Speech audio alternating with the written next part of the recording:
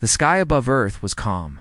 Just beyond the moon, the largest alien fleet the planet had ever seen was approaching. They called themselves the Zarn Dominion, rulers of 15 star systems, destroyers of hundreds of worlds. Their black ships were sharp and cold, shaped like knives ready to cut through space. They didn't send warnings, they sent orders. And they had sent one to Earth. Surrender within 3 days, or we will erase your planet from the stars. The world leaders met. Some wanted to fight. Some wanted to beg. But most of them looked toward one woman, Dr. Amina Saeed, cultural historian from Pakistan. The head of Earth's new division called the Harmony Project. Amina stood in the United Nations chamber, calm and clear. If we fight them, we lose. If we beg, we lose. But if we show them who we truly are, we might just survive.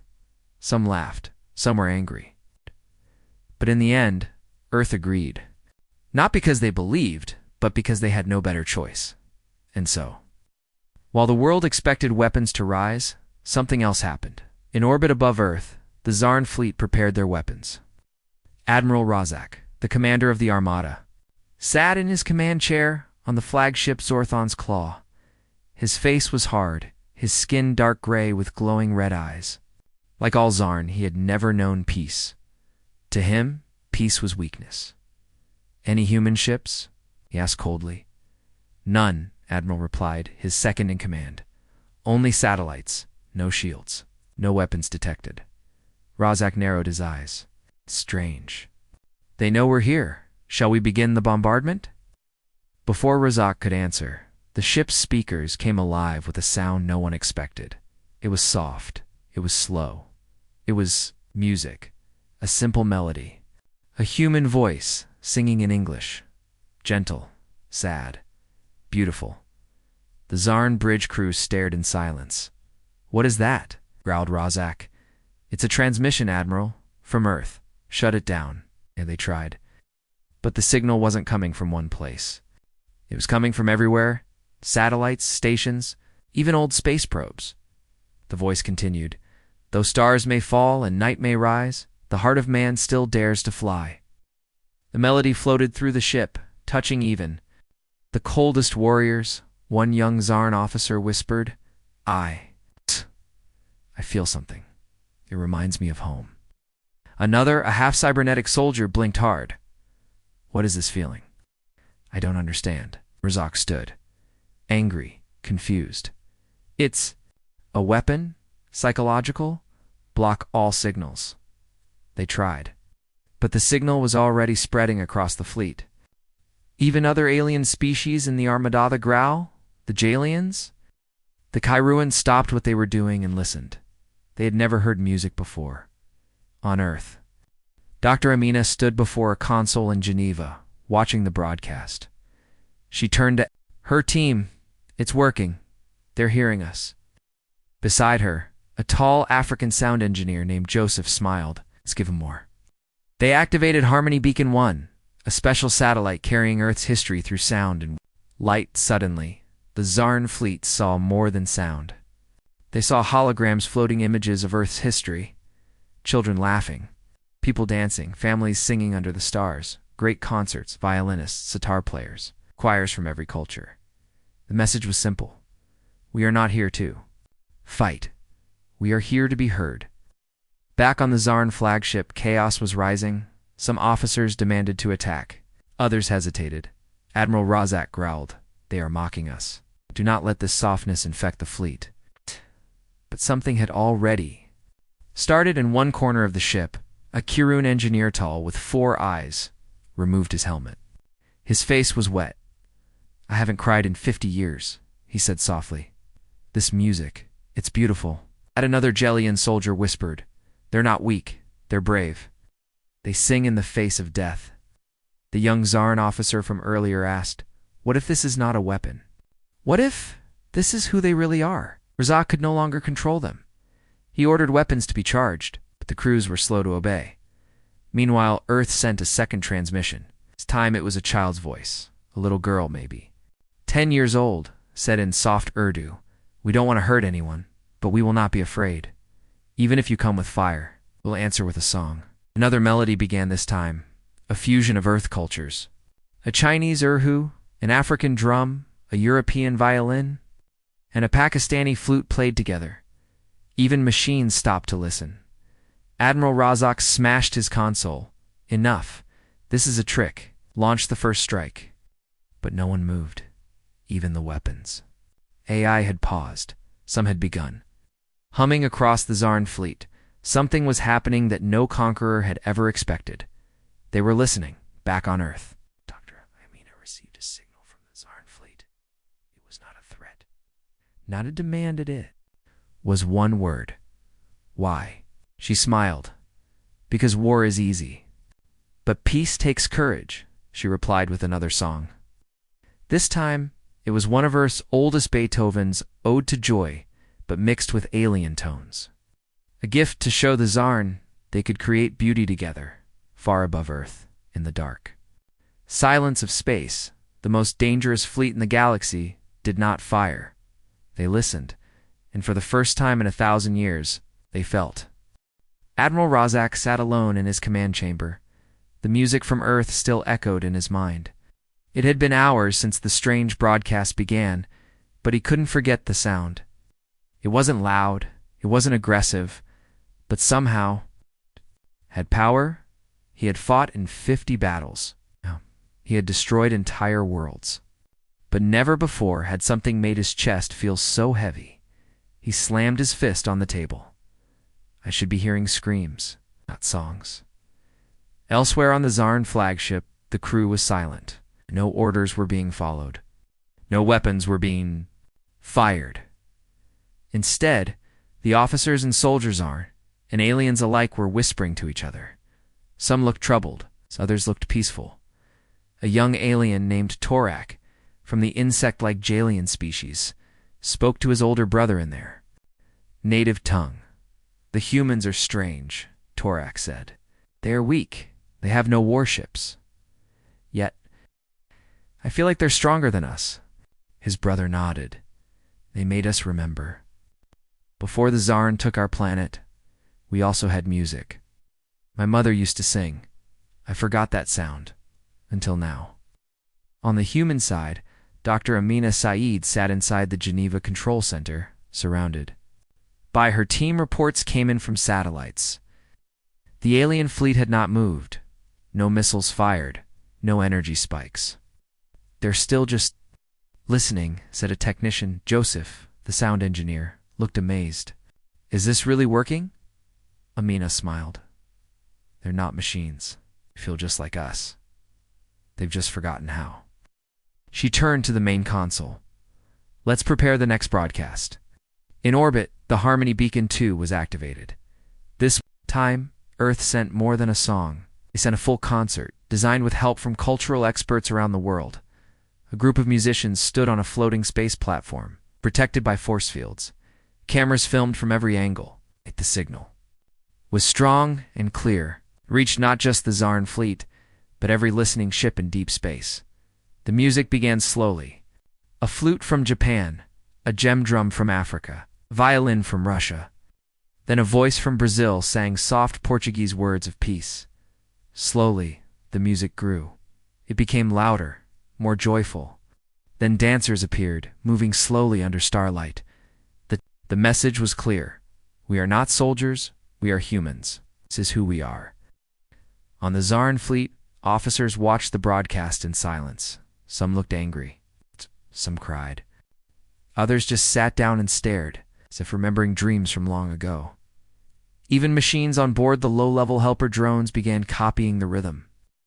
One cleaning robot started to hum along, its programming slowly changing. Something was spreading. Feeling, a memory of better times, hope for something new.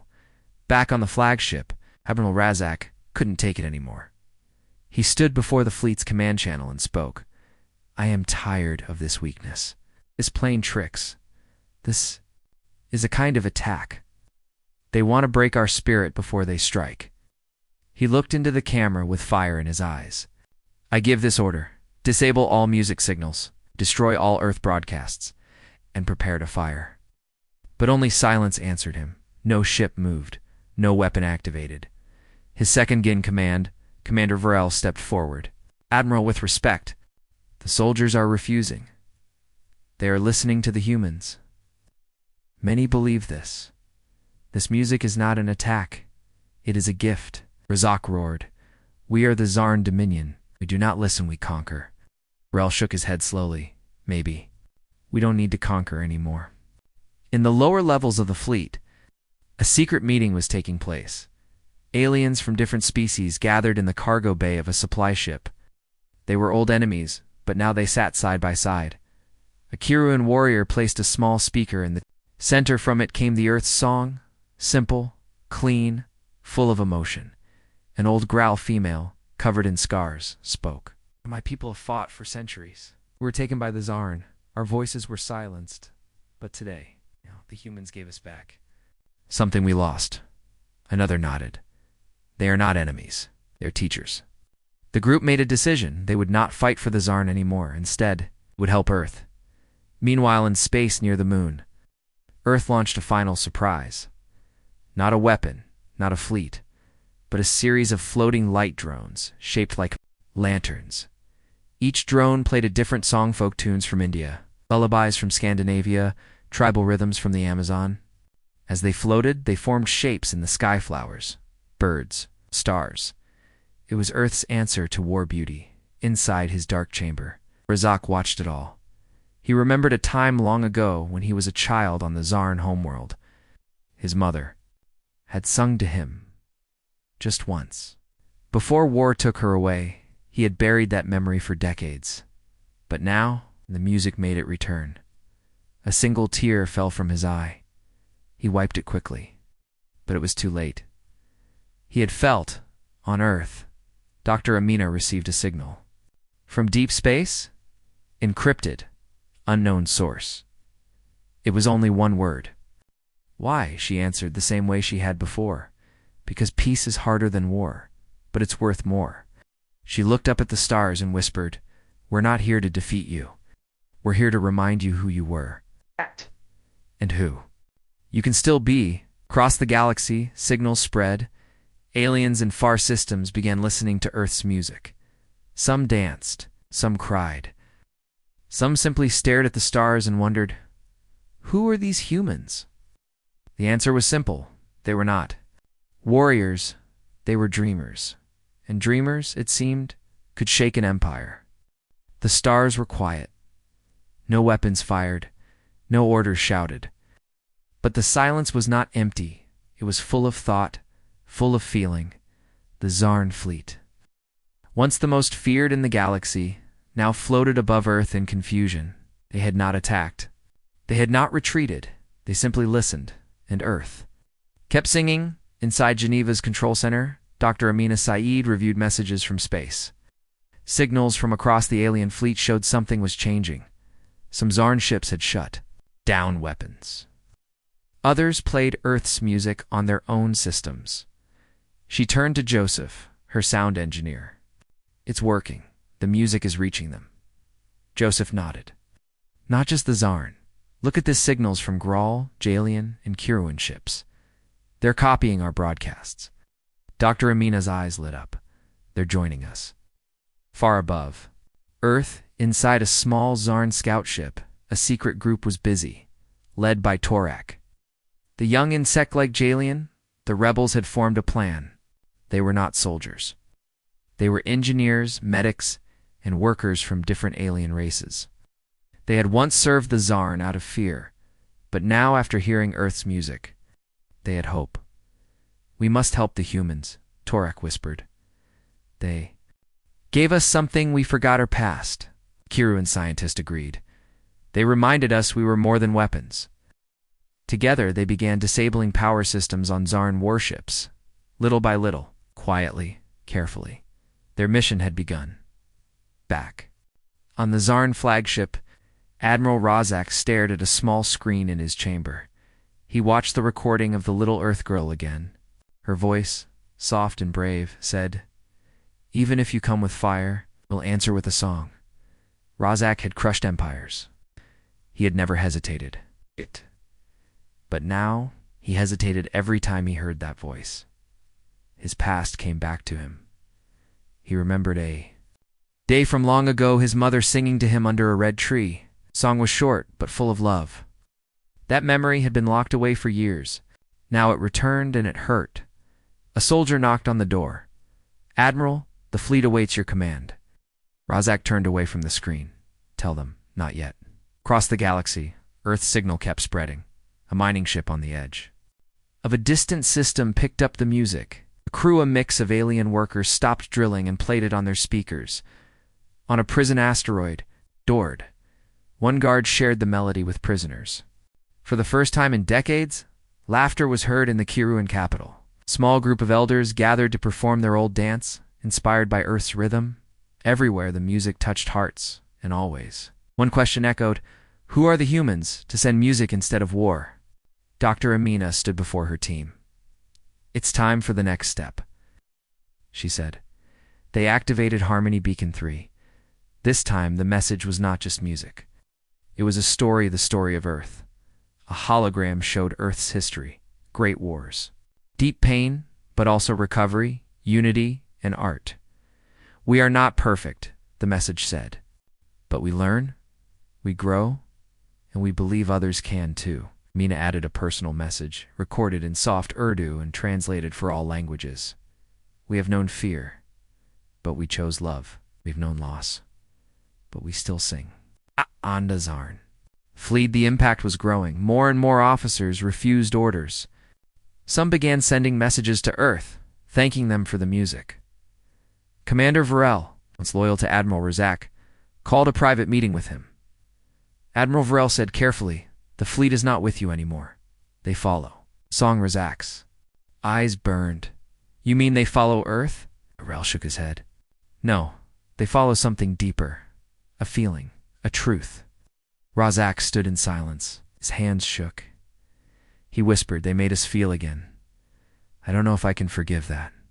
In the dark corners of the Zarn system, news of the Earth broadcast spread. On planets ruled by fear, people began to sing in secret. A group of children on a Zarn colony painted birds and stars. Copying Earth's holograms, old warriors looked up at the stars and wondered if peace was possible. Some Zarn leaders ordered Earth's broadcasts to be blocked, but it was too late. The signal had reached too many hearts. In Geneva, Mina watched as her team received a new message, encrypted. But this time, longer. It came from an alien ship, a rebel crew inside the Zarn fleet. The message read, "We are with you. We want to help. Tell us what to do." Amina smiled. "We have allies now." Joseph grinned, "and we didn't fire a single shot." Together, they planned something new. A song written by both humans and aliens, musicians from different cultures, and even from rebel alien crews helped compose it. It had Earth's rhythm, but it also had the sounds of Kiruan wind flutes, growl drums, and Jalian harmonies. When the song was ready, Harmony Beacon 4 lit up the stars. The music was not Earth's alone, it was everyone's. On the flagship, Admiral Razak stood before the main viewing screen. He listened to the song. He saw the lights dancing in space, forming shapes from Earth and other worlds. He looked around his bridge. His officers no longer obeyed him. They stood in silence, listening. Razak did not shout, did not command. He simply sat down and closed his eyes in the cold silence of deep space. Something had changed. The fleet had come for war, but it had found something greater. It had found the soul of humanity, and the first notes of peace had begun. The Zarn fleet had not moved in days. Above Earth, thousands of alien warships still floated like shadows. But now the shadows were quiet. There was no fire, no threat. Only music inside the flagship Zorthon's claw. Admiral Razak sat alone in his private chamber. He stared at the floor, listening once more to the strange sound that had changed everything Earth's song. It was soft, it was peaceful, and it had broken something inside him. He remembered his childhood, the sound of his mother's voice. A lullaby lost to time, a memory buried under years of war. His hand trembled. He was not used to feeling outside his chamber. The mood of the ship had changed. The crew no longer followed his old commands. They moved slowly, quietly. Many of them were listening to music from Earth. Some even tried to sing along, Commander Vrel. Once Rozek's most loyal officer now led without weapons, he walked through the halls, speaking calmly to the crew. You don't need to fear him anymore. He's not the same. None of us are. Vrel had seen something in the humans, something powerful. And now, he believed it was time for the Zarn to change too. Far away. In Geneva's Harmony Center, Dr. Amina Saeed stood in front of a large digital map of the galaxy. Bright lights marked every ship, every broadcast signal, every message received. More and more alien ships were joining Earth's side. Not with weapons, but with songs. The team had just completed the 5th transmission. A musical story created with help from the rebel crew inside the Zarn fleet. It told the story of pain, survival, and hope. It was played on Earth's instruments. Kiruan flutes, growl drums, and even humming tones from Jalian singers. It was not a song of one world. It was a song of all who had ever suffered and dreamed again. Torak, the young Jalian rebel inside the Zarn fleet, stood with his team on a small ship hidden among the larger ones. He and his fellow rebels had disabled weapons on 7 warships. They had done so silently, using old codes and secret passages. But now, they planned something bigger. We will take over the old broadcast tower on Ship 09, Torak said. We will send our voice to all Zarn soldiers. His friend, a growl technician, nodded. Do you think they'll listen? Torak looked toward Earth in the distance. They listened to the humans. Now, maybe they'll listen to us too. The same time, Admiral Rozek finally left his chamber. He walked slowly through the halls of his flagship. The crew stared at him, unsure of what he would say. But Rozek did not shout. He did not threaten. He looked up at the large screen in the control room. It was playing a human video, people dancing under rain, laughing, singing, hugging. He asked softly, why didn't they fight? No one answered. He sat down in the captain's chair. Not as a conqueror, but as a man lost in thought. Then he said something no one expected. Prepare a message to Earth. I want to speak to them. Back on Earth, Dr. Amina received the alert. Admiral Rozek is sending a message, the technician said. Joseph looked worried. Is it a trick? But Amina felt something different. No. He's changing. They opened the message. It was not long, not loud, just Rozek's voice. Low, broken, tired. I was raised for war. I was taught to destroy. But your people reminded me of a voice I thought I had lost. I do not understand your strength, but I no longer wish to silence it. Joseph whispered. He's surrendering. But Amina shook her head. No. He's reaching out, she sent a reply. Then come. Not as an enemy, but as someone who wants to understand. In orbit, something never seen before happened. A small transport ship left the Zarn flagship. It carried Admiral Rozek himself. No guards. No weapons. Just him. The world held its breath as the ship entered Earth's atmosphere. It landed in a quiet field near Geneva, and there, waiting for him, was Dr. Amina. They met under the open sky. 2 leaders from 2 worlds. No soldiers, no threat, just silence. And the wind. Rozek stepped forward. His face was hard, but his eyes showed pain. Amina smiled gently. Earth. Rozek looked around. He could hear music in the distance. Children were playing nearby. I don't understand your world, he said. It's so open. We chose not to hide, Amina said. Even when we were afraid. Rozek nodded. Then teach me. Teach us. That same day, Torak and the rebel crew took over the Zarn broadcast ship. They sent out a new message, not just music this time, but words. Torak spoke in his own voice, to the soldiers of the fleet.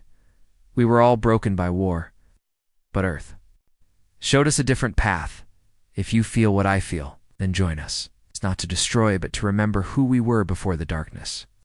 That message spread faster than any weapon. Across the fleet, officers took off their helmets. Soldiers lowered their rifles. Some began singing. On the Zarn homeworld. Far away, the leaders watched all of this with fear and confusion. They had ruled. With iron, with fear, with silence, but now that silence was broken. The people had heard the song, and they had started to sing back. Back on Earth. Dr. Amina stood beside Razak in the Harmony Center. She looked at the galaxy map. Red lights once. The color of enemy ships were turning blue one by one. Joseph looked amazed. We didn't win a war, we changed a world. Amina nodded.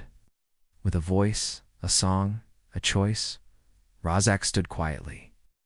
He did not smile. But he said something that surprised them all. The Zarn were never taught to feel. But maybe. We are. Ready to learn? High above Earth, the stars were still the same. But something had changed in the galaxy. Not because of power, not because of fear, but because one small world had dared to sing instead of scream, and others had listened. The stars watched silently as a new chapter began. The Zarn Dominion, once feared across the galaxy, had lowered its weapons. Warships that once destroyed worlds now floated in peace above Earth. Soldiers who only knew how to conquer now stood. In quiet wonder, all because of one unexpected act. Humanity, it sung, and the galaxy had listened. Inside the Geneva Harmony Center, Dr. Amina Saeed stood beside Admiral Razak. Together, they looked at the large star map. Dots of blue spread slowly across it, replacing the red of war. Each blue light was a ship, a planet, or a station that had accepted Earth's message piece through unity. Music in memory. Joseph, the sound engineer, smiled. We've reached more than half of the Zarn systems. Some are even sending us their own songs. Razak looked at the screen. I never thought my people would change, but now. They're remembering who they were before the war. Amina nodded. Sometimes the softest sound reaches the deepest place. In orbit, the alien fleet was no longer silent.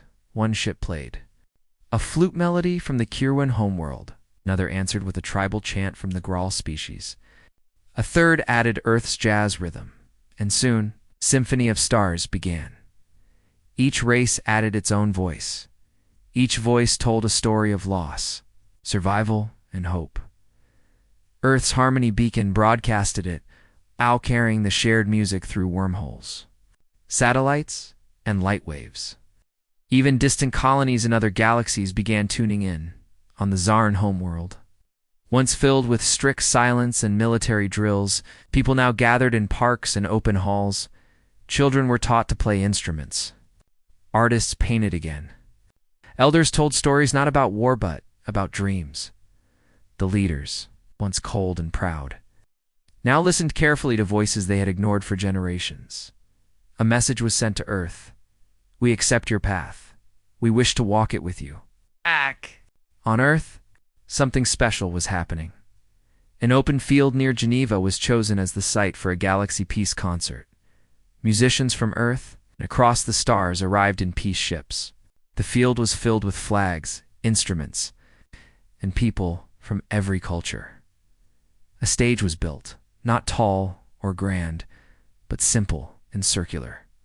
So everyone stood as equals. Children from Earth and other planets sang together in different languages. Instruments blended sounds that had never touched before, harps with alien string beasts, drums with crystal chimes, and voices with echoes from moons. Dr. Amina stood at the center. She spoke softly to the crowd. We didn't choose weapons. We chose a song. Now the stars are singing back. Admiral Razak stepped forward. He looked at the people not as enemies, but as friends. I came to destroy this world. Now I stand to protect it. Let this concert be the beginning of something new. Then the music began. The concert lasted hours. Every part of the galaxy was represented. A Jalian singer told her people's history through deep humming tones. A Growl warrior played a drum made from his grandfather's shield, now a symbol of peace. A A young boy from Kenya sang a Swahili lullaby that brought many to tears. A blind Kiru, an elder, played a flute made from the bones of a tree that no longer grew. Each sound added to the great melody, a story without borders. Even the winds seemed to carry the rhythm into the sky. In space, the concert echoed across satellites and ships. Pilots stopped flying. Soldiers paused their drills. Workers rested. For the first time, the entire galaxy listened to the same song at the same time. And for the first time, they felt like one people. After the concert, a small but powerful council was formed, the voice of harmony. It was not a government. It had no armies. But it had something strong: respect. Every race had one seat. Earth's seat was offered to Dr. Amina, who accepted with humility. The council's goal was to keep peace alive not by force, but by sharing stories, art, and emotion. Joseph walked beside Amina after the meeting. "Do you think this will last?" he asked. Amina looked at the stars. "Nothing lasts forever. But even if it lasts for one generation, that's enough to change the future."